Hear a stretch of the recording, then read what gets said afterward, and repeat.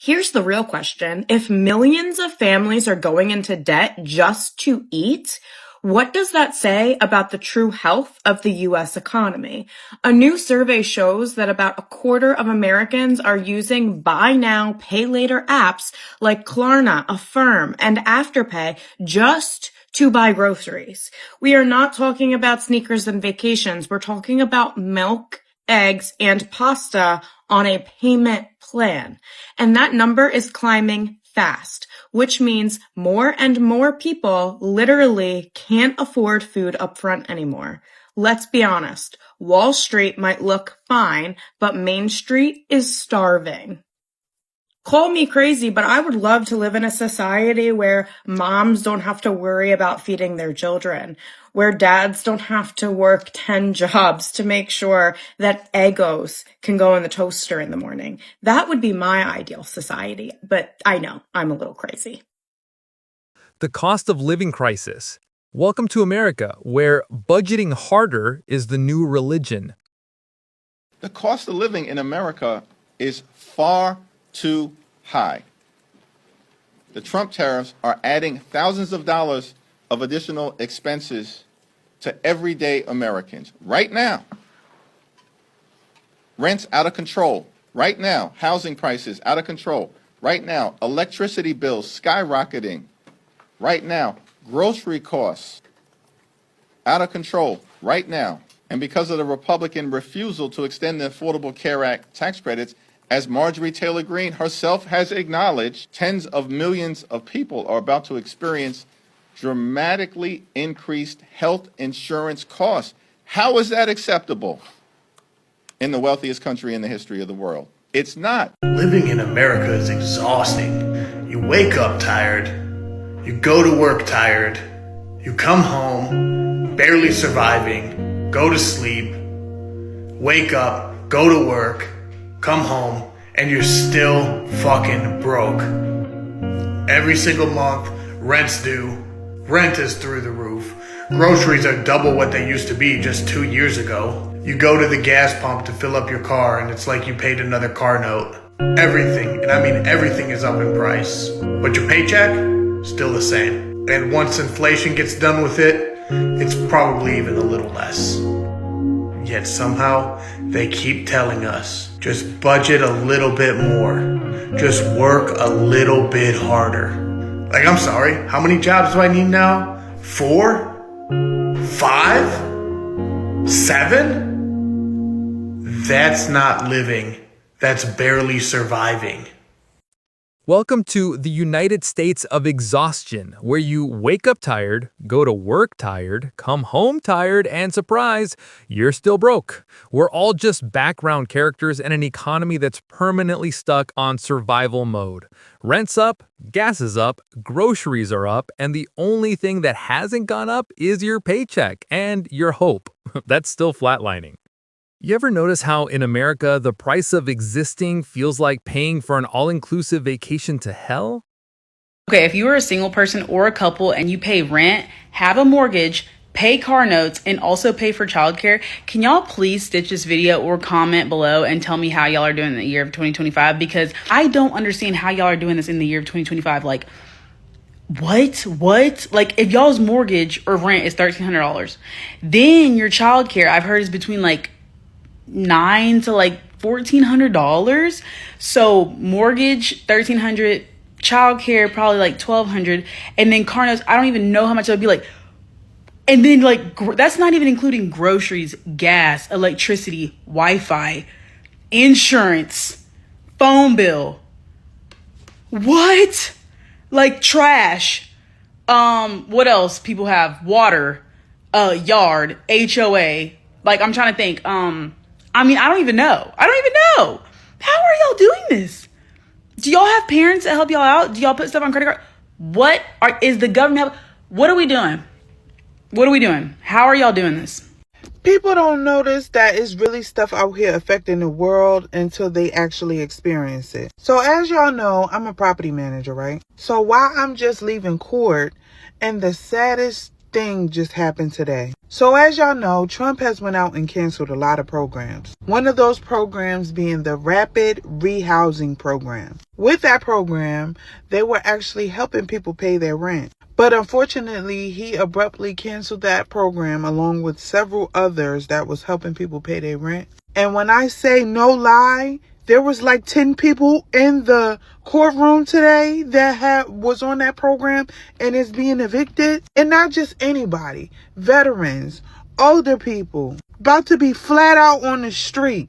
All because the Trump administration wants to cancel programs that's assisting people with their rent. I almost cried today in that courtroom. That shit was so heartbreaking. I say that to say this. Like I've been telling my type of people, stop depending on the government, because just like that, your world can be over. There's a lot of people that's already on disability, that's already collecting SSI, and it's literally the bare minimum, but the rent continues to be on a rise every single year. For some complexes, it's really like every 3 months. And living in today's society has become unaffordable. But yet and still, the rich people keep getting richer and the poor people are getting homeless.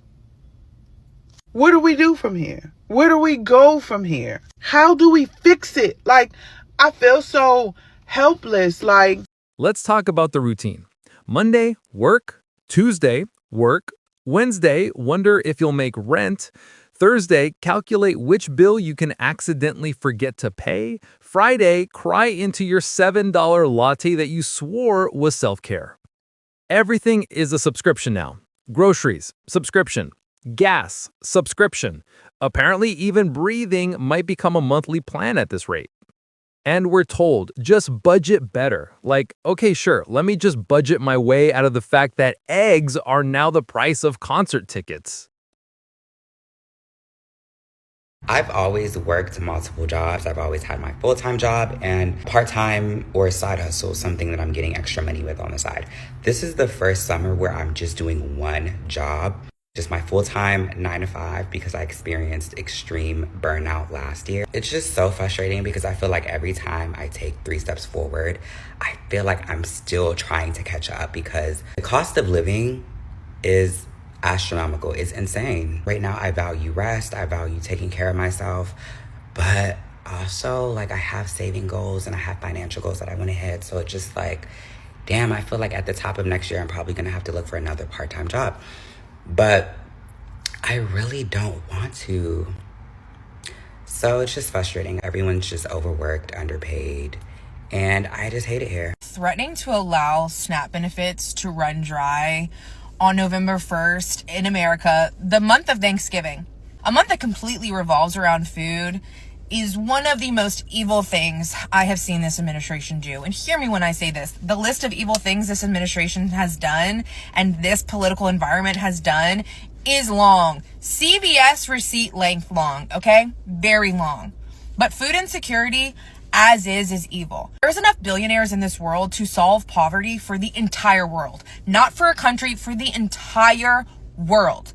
Nobody should be a billionaire. It's not ethical. And these moments is where I really get frustrated, and I really see that as blatant as could ever be. The fact that millions upon millions of families are about to experience extreme food hardship. Yes, extreme food hardship. 70% of the people who are benefiting from SNAP benefits are children or people with disability. Last time I checked, children can't get jobs. No? Yeah, exactly. So you're telling me that we're going to say that people who have a disability or an actual child doesn't deserve to eat?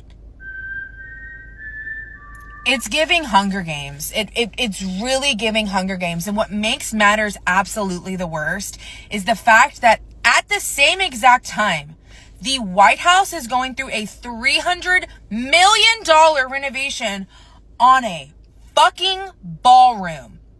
Last time I checked, the average American citizen has never been to a ball, but damn sure needs food.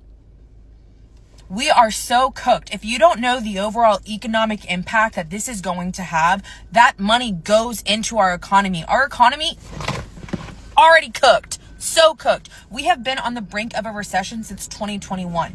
Almost every single documented, published, renowned economist has said so. And y'all are still just like, Well, they should get a job. Well, they shouldn't have had kids. And this is the same exact group of people who preach pro-life. The kids are here and now you don't want to feed them. And I know what you're going to say is you're so angry. Why aren't you? Fuck. And can we talk about healthcare? We pay 3 times more than people in other countries to still avoid going to the doctor. I had a friend break her arm. She didn't call 911. She Googled DIY cast with cardboard and prayer because in America, the bill for a broken arm could buy you a used Honda. Meanwhile, politicians are arguing over freedom. Freedom to what? To go bankrupt after a checkup? To choose between a roof and a root canal? Sign me up, I guess.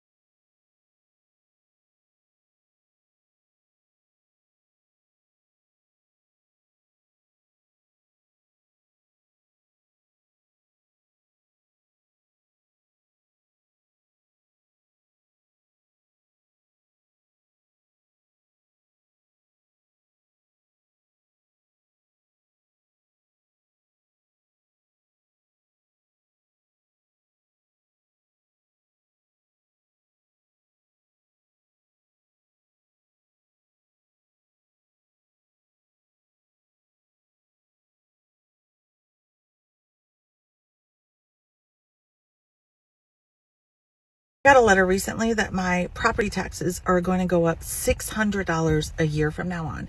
I got a letter that my homeowner's insurance is going up $60 a month. My propane company sent me a letter that my propane is going to double this year. They just came and filled up my tank. It was $1,000. That's crazy. Also, as a entrepreneur and business owner, I get my health insurance through the marketplace. So you have the Affordable Care Act. I pay $45 a month. They just informed me that if this bill passes and I lose my tax credit, I'm going to go from $45 a month to $660 a month for health insurance. I need to buy a new car and I can't because the cars have gotten more expensive and the interest rates have gotten so much more expensive. I can't find a reliable car that has the same monthly payment of $450 a month that I've been paying now for a new car. Not necessarily new, but new to me. Groceries are insane, and it feels like every day I get a new email from another subscription that I have, whether it's Netflix, my website subscription, everything's increasing in price. And I sit pretty much every day stressed about money, and yet I know that there are so many people in this country that are way worse off than me, and they're not making it, y'all. They're not making it. What hurts me the most is that there are so many women, especially, that just cannot afford to leave abusive homes and they have to stay in it because of this economy. So are we great again, America?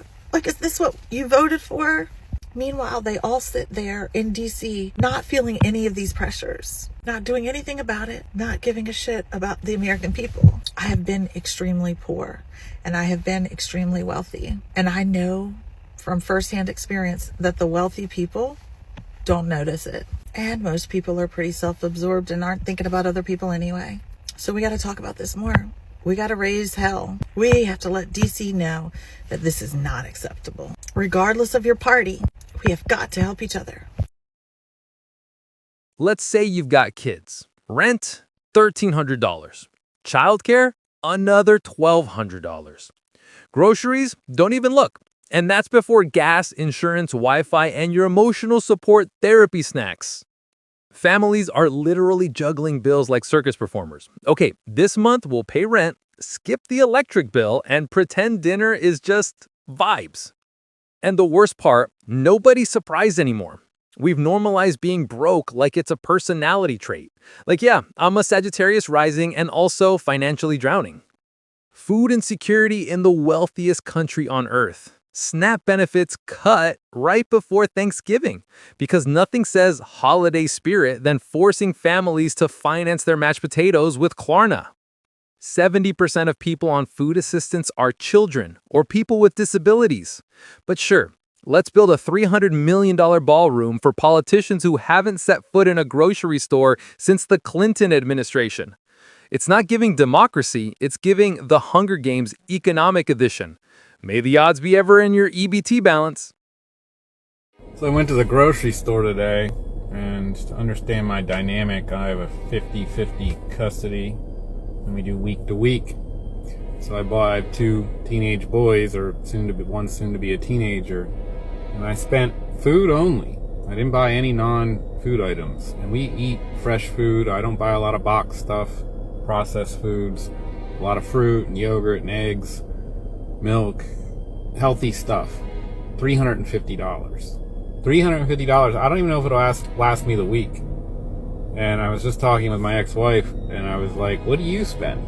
Because I think I'm doing it wrong. And she told me, and it's about the same. So if we were still together, we would be spending $1,700 a month just in food. This doesn't include all the other household items I typically buy elsewhere. That's crazy. Who are these people that are affording groceries, going to the grocery store every week, spending $300, $400 a week, and they're just like, whatever. It's cool. It's pocket change. Seriously, not me. Family of 5. I have little children. Little. They're 12, 10, and 5. I don't even have teens living in my house yet. And I'm just like, just went to Market Basket, spent $338. Family of 5. That's pretty good, honestly. Only got $20 of non-food stuff, and the only meat I got was sausage, like turkey sausage links, and chicken. Like for the week, not a lot of chicken. And I'm just like, what? How are we doing it? How are you affording groceries? How are we doing this? I remember being a teen and going to my friend's house, or people come to my house, and we would just like eat all the strawberries, all the chips, drink all the orange juice in one day. I wonder if my parents and their parents were like wanting to like bring our necks at that point, because they're like, that is expensive. You just ate $25 in fruit. Obviously it wasn't $25 then, but you get the point. Are you affording groceries comfortably? Should I get a second job? Should I work more? I don't know. That car looking real expensive, and I gotta pay for that, but will it ever equate to rent? No. I'd rather pay that than go move an apartment right now in this economy. I had to leave her. Who's paying for that? I'm scared to see how much this is gonna cost. See, this is why we pay for groceries, because look, there's no way you need 2 of these. Do you like pizza or you like Starbucks? Ooh, shit. She not even done scanning yet. Woo.